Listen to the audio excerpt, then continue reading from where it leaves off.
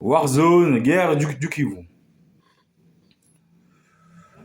La guerre du Kivu est un terme générique permettant de désigner les différents conflits armés qui se succèdent dans l'est de la République démocratique du Congo, depuis la fin de la deuxième guerre du Congo, et qui voit les forces armées de la République démocratique du Congo, FARDC, affronter une multitude de groupes armés locaux, principalement dans les provinces du Nord Kivu et du Sud Kivu.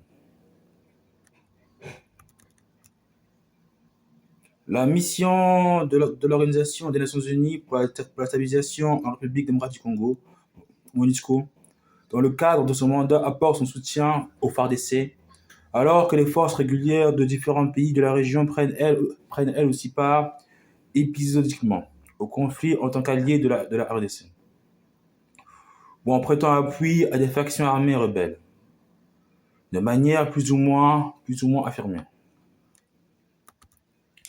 Les conflits armés qui sévissent dans la région du Kivu sont le résultat d'un ensemble de facteurs extrêmement complexes et aussi interconnectés. Griefs historiques, tensions ethniques, intérêts locaux et convoitises des ressources naturelles congolaises. Le génocide des Tutsis au Rwanda en 1994 et la présence des forces génocidaires parmi les Hutus rwandais qui ont trouvé refuge au Zaïre. Le nom actuel, c'est Congo RDC. À la suite du renversement du gouvernement Hutu génocidaire par la rébellion Tutsi du Front patriotique rwandais, FPR, marque le début du cycle de conflit qui va plonger dans l'instabilité et la violence l'est du pays. De 1996 à 2003, les premières et deuxième guerres du Congo impliquant différents États africains se succèdent en RDC, entraînant les premiers déplacements de civils, massacres et violations des droits de l'homme dans la région, documentés par le rapport Mapping, mais jamais jugés. Les conflits qui suivent, à l'inverse des deux guerres du Congo, ne sont pas des affrontements interétatiques, mais opposent le gouvernement de la RDC Congo à des milices armées locales et des rébellions multiformes, dont certaines soutenues par des États perpétuant l'insécurité dans l'est du pays. Déplacements de population, exactions, crimes, viols et autres violations du droit humain. Certains de ces faits sont qualifiés de crimes de guerre par des ONG, dont Human Rights Watch, Amnesty International. Les enquêtes de la Cour pénale internationale ont débouché sur des condamnations pour crimes de guerre et crimes contre l'humanité, pour des faits commis en 2002 par Thomas Lubonga, Germain Katanga et Bosco Ntaganda lors du conflit en Ituri. Depuis 2004, 3 phases de déstabilisation de la région du Kivu peuvent être identifiées. La première phase se déroule de 2004 à 2009, avec comme acteur principal Laurent Nkunda et sa rébellion à majorité Tutsi. Le Congrès national pour la défense du peuple, CNDP, officialisé en 2006, un groupe politico-militaire soutenu par le Rwanda, dont les objectifs affichés sont la défense des Tutsis congolais, la neutralisation des forces démocratiques de libération du Rwanda et le retour en RDC des réfugiés congolais Tutsis exilés au Rwanda. Le CNDP rentre en confrontation directe avec le gouvernement congolais et les forces armées de la République démocratique du Congo, FARDC. Prend progressivement le contrôle de plusieurs zones du Nord Kivu et arrive jusqu'au port de Goma. Fin 2008, les gouvernements rwandais et congolais concluent un accord qui vise à stopper la rébellion du CNDP, en échange d'une lutte commune contre les FDLR sur le sol congolais. En janvier 2009, Nkunda, lâché par Kigali, est arrêté au Rwanda. Et le nouveau leader du CNDP, Bosco Ntaganda, annonce la fin des hostilités et la mise à disposition des combattants de la rébellion pour intégration dans les FARDC, afin de combattre les FDLR.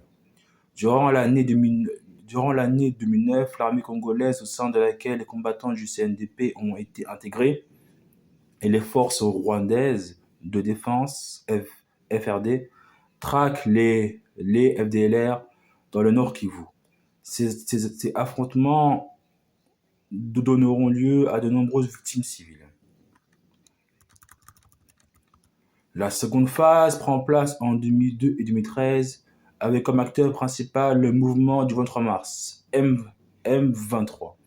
Elle advient à la suite de la rébellion d'anciens combattants du CNDP, intégrés à l'armée régulière, qui accuse Kinshasa de ne pas avoir respecté l'accord du 23 mars 2009, conclu à la suite de l'abandon de la lutte du CNPD.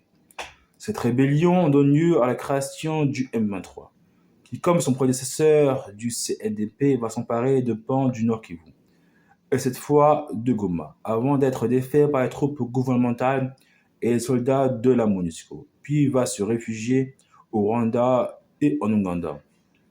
Tous deux accusés de soutenir les rebelles, un accord entre Kinshasa et le M23 visant à démobiliser et aussi à initier les anciens combattants du M23 est signé fin 2013, mais est très mal accueilli par une population congolaise largement hostile aux rebelles.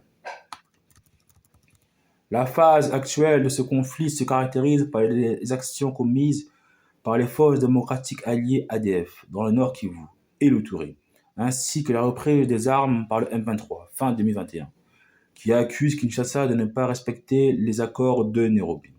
Le M23, soutenu par les forces rwandaises de défense FRD, procède à des offensives dans les territoires de Nyiragongo, de Rutshuru, de Masisi et de Lubero, permettant aussi aux insurgés de prendre le contrôle de larges pans de la région du Nord Kivu.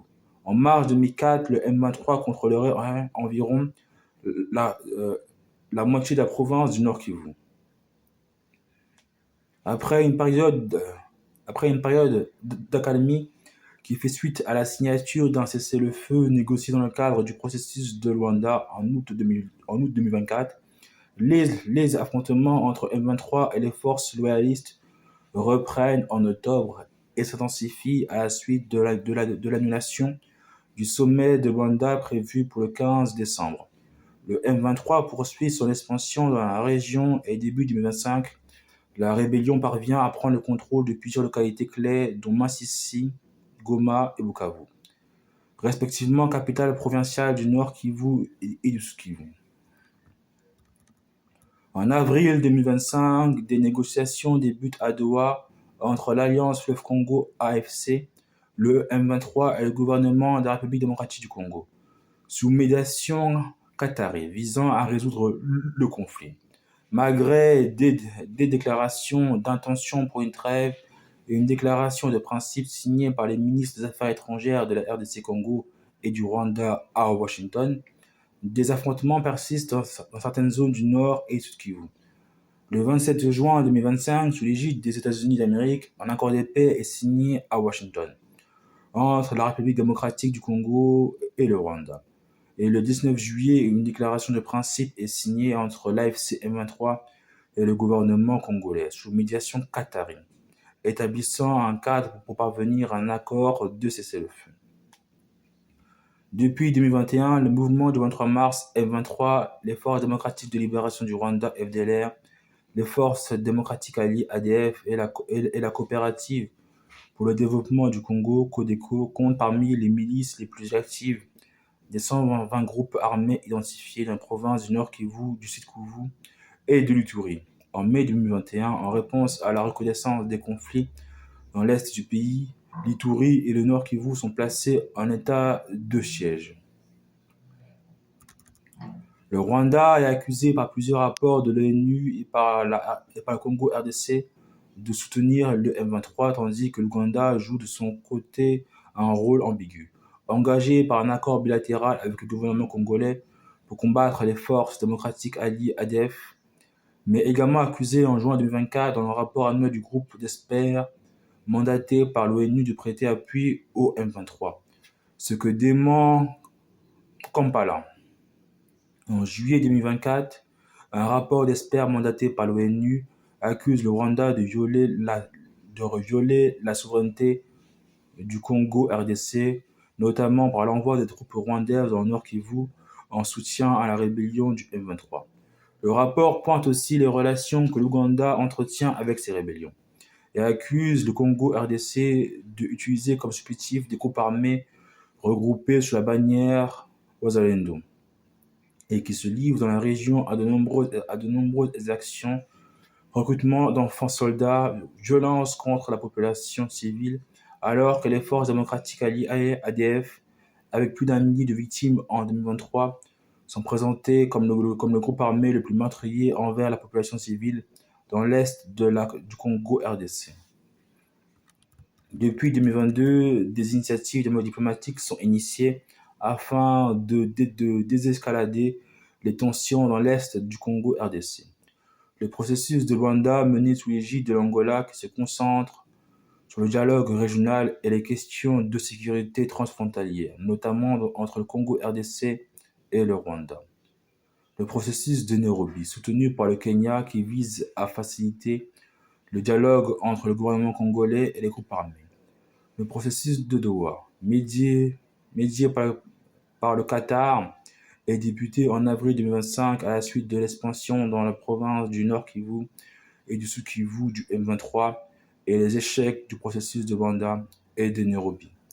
Ces pourparlers entre l'AFC M23 et la RDC visent à résoudre pacifiquement le conflit qui les oppose depuis novembre 2021. Il aboutit en juillet 2025 à une déclaration de principe établissant un cadre pour un cessez-le-feu. Vive la France, vive la paix dans le monde.